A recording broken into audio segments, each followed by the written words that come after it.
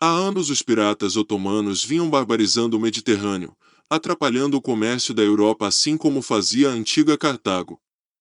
Sob o comando do renomado pirata Eredin Barbarossa, que em 1534, Barbarossa partiu de Constantinopla com 80 galéis e, em abril, recapturou Coro, Patras e Lepanto dos espanhóis. Em julho de 1534, ele cruzou o Estreito de Messina e invadiu as costas da Calábria, capturando um número substancial de navios ao redor de Reggio Calabria, bem como o castelo de Salúcido. Mais tarde, ele destruiu o porto de Cetraro e os navios ancorados lá. Também em julho de 1534, ele apareceu na Campânia e saqueou as ilhas de Capri e Procida antes de bombardear os portos do Golfo de Nápoles, onde 7.800 cativos foram levados.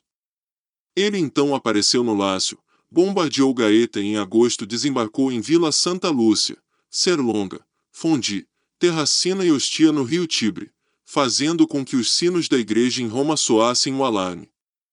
Em Serlonga levou 10.000 cativos e quando chegou a Fondi os janízaros entraram na cidade pelos portões principais e saquearam completamente o palácio de Júlia Gonzaga. Ele então saqueou, incendiou e destruiu Valecossa matando alguns habitantes da cidade e levando outros cativos. Ele navegou para o sul, aparecendo em Ponza, Sicília e Sardenha, antes de capturar Tunis em agosto de 1534 e enviar o sultão Hafsid Mullah Hassan em fuga. Ele também capturou o porto estratégico de Lagoulete, em Tunis, no mesmo ano. Mas tudo piorou com os relatos de que haviam milhares de cristãos escravizados em Tunis sendo usados principalmente nas galeias dos piratas. Além dos cristãos também haviam inimigos do Império Otomano de toda a ordem e também judeus. Vale ressaltar que nas galeias cristãs, existem relatos de uso de escravos infiéis, muçulmanos aos milhares escravizados juntamente também com inimigos de toda a ordem além de tudo que já conhecemos. Existe até relatos, de fontes não muito seguras, de que protestantes faziam parte dos escravos das galeias da frota cristã, ao lado dos muçulmanos, mas poderiam estar ali na categoria inimigo ou sei lá, veja que barbaridade estar escalando as formas de escravização. Por sorte, Portugal inventou navios movidos a vento, encerrando definitivamente esse tipo de embarcação, criada ainda na Grécia Antiga. Claro, as demais nações do mundo levaram séculos até alcançarem Portugal e conseguirem renovar toda a sua frota como Portugal já havia feito ainda no século XV. Veja que até na Batalha de Matapão, séculos depois, foram usados galeiros por várias nações. Isso mostra como Portugal estava tão à frente de muitas outras grandes nações do planeta. Se você não sabe como é uma galé, na visão do escravo, sugiro assistir Ben-Hur, principalmente na versão antiga. Império Otomano. Quem só ouve falar acha que é brincadeira. Veja o tamanho da força e entenda o pavor do Papa e o motivo de se empenhar para unir a cristandade. Os otomanos estavam se expandindo por terra, já se encontravam em Tunis, ficando os inimigos da igreja e do cristianismo de frente à Europa, o que causava horror ao povo comum e aos cristãos poderosos que não conseguiam mais fazer seu comércio.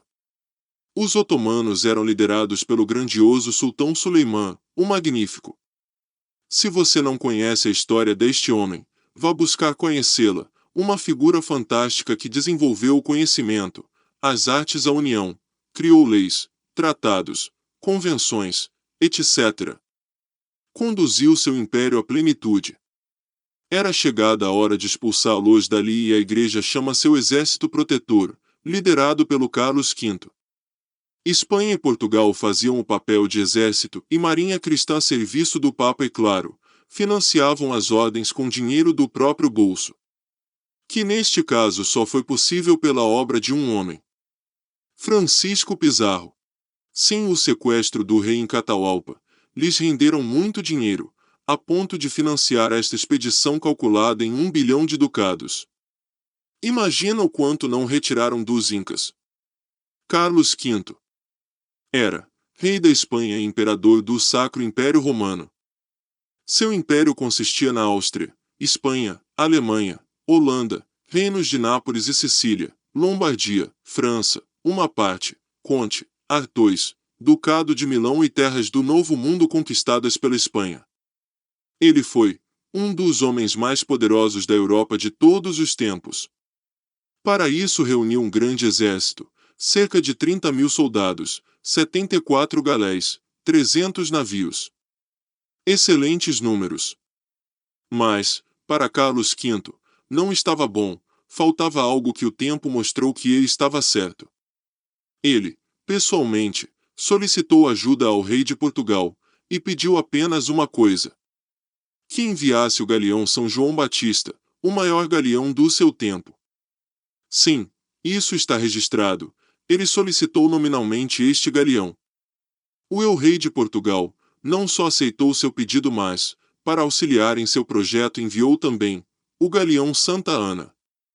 E mais, o irmão do rei, o próprio príncipe Luís, duque de Beja, seria o capitão da expedição portuguesa. Luís de Portugal de Abrantes, filho do rei Manuel I de Portugal e da infanta espanhola Maria de Aragão, foi quinto duque de Beja, quinto senhor de Moura, nono condestável de Portugal e prior da Ordem Militar de São João de Jerusalém, com sede portuguesa no Crato. Além de um exímio militar, era conhecido por ser um cortesão exemplar, cuja etiqueta e comportamento deveriam ser imitado. Irmão de Dom João III, sobre o infante Dom Luís disse que só faltou ser rei, dadas as suas qualidades. Figura impressionante que, com certeza, vamos fazer um vídeo dele. A batalha.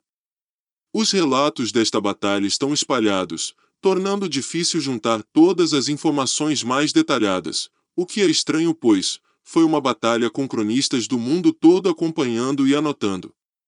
É considerada a primeira ou uma das primeiras com acompanhamento jornalístico. O cerco era feito a um porto fortificado e muito bem guardado, com uma corrente fechando a entrada para que nenhum navio entrasse. Para quem não tem intimidade com os combates navais desta época, era comum fazer uso de correntes na entrada de porto, claro, para quem pudesse pagar. Constantinopla fazia uso de corrente, o que ajudou muito na resistência ao cerco. O cerco estava montado e nada de ultrapassar a formidável barreira montada pelo almirante pirata Barbarossa. Mas eis que surge na linha do horizonte ele, o galeão São João Batista, acompanhada pela Santa Ana.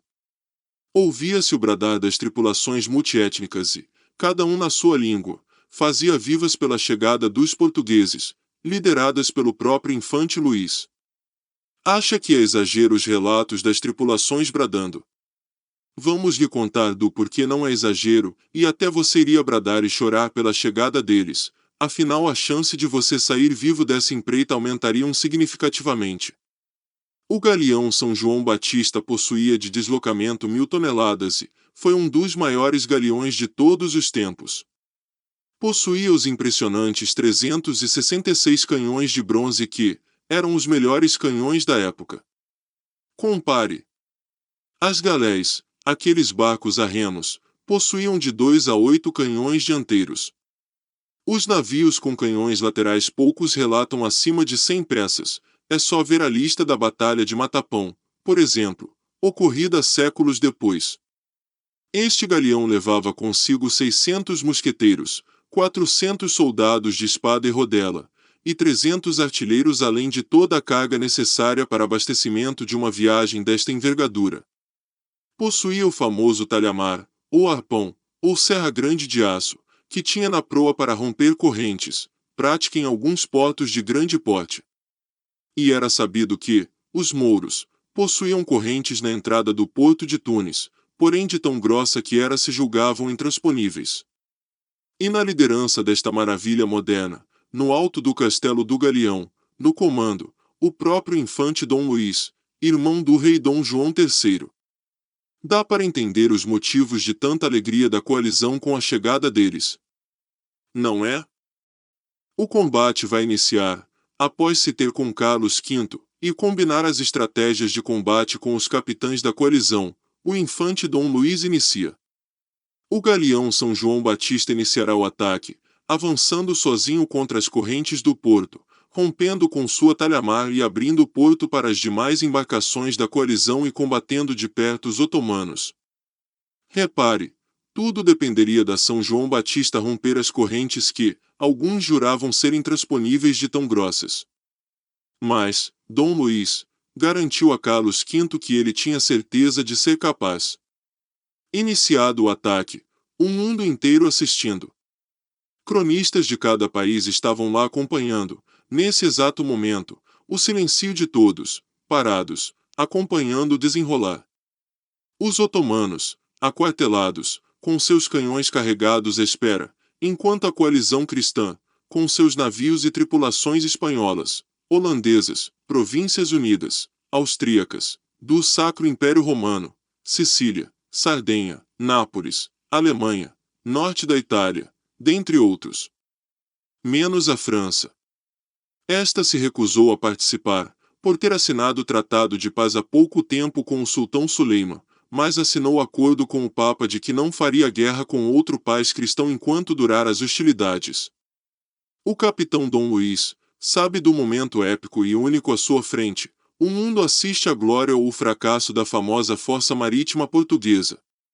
O navio segue rumo à entrada do porto, mas há algo errado, e o infante avisa o piloto que, assim, ele não conseguirá, mas o piloto responde saber o que está fazendo.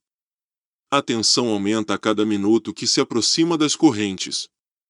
Até que, de frente à entrada, no momento crucial, o galeão não consegue romper a corrente e falha. Meu pensamento.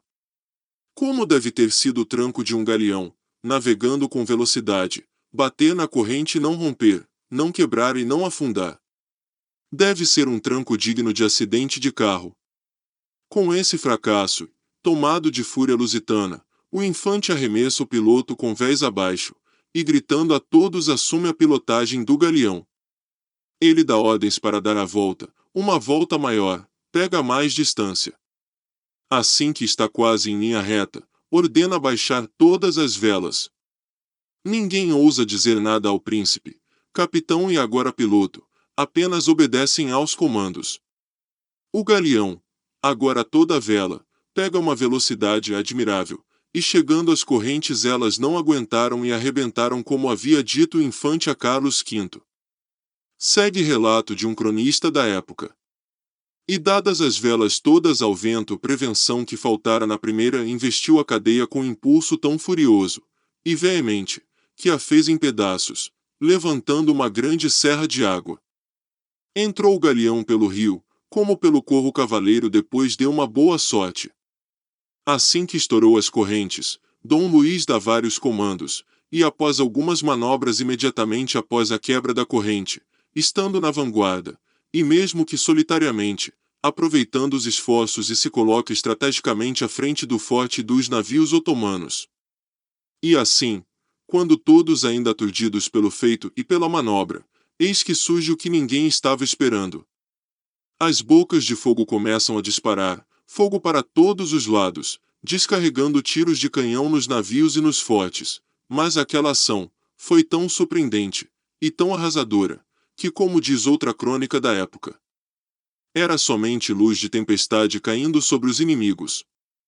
Repetindo a tática de tiro da Batalha de Dil, provavelmente treinada e executada pelo tenente-oficial João Pereira de Souza, e somente os portuenses encontrei fazer uso desse método, que consistia em tiro de canhões próximas à linha de água, onde o tiro fazia levantar água no rastro da bala do canhão. Eu encontrei até hoje somente 2 relatos deste método, na Batalha de Dil em 1509 e na Batalha de Tunis pelo galeão São João Batista. Com 366 canhões disparando, tiros na linha de água levantando castros de água, 600 mosqueteiros. No meio dessa verdadeira chuva de fogo, a coalizão desperta do papel de espectador e inicia a invasão seguindo com seus navios pelo porto, agora aberto. Nada mais é sobre os otomanos nesta batalha, a não ser que Barbarossa conseguiu fugir para Argel, com uma tropa de seus soldados mais leais. E também, há relatos que nas ruínas, os espanhóis encontraram balas de canhão com a marca da Fleur de Lis francesa, evidência dos contatos decorrentes da aliança franco-otomana. No final da batalha, os otomanos vencidos e toda a coalizão cristã só falavam de uma coisa: O galeão português e entre o que foi visto e os comentários foi fácil nascer a alcunha, só é impossível descobrir quem criou. Mas acertou em cheio. Galeão Botafogo. Ao ver a cena dos canhões em atividade foi fácil criar esse apelido.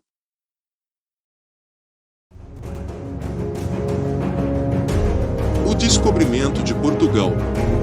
As histórias não contadas de nossos antepassados.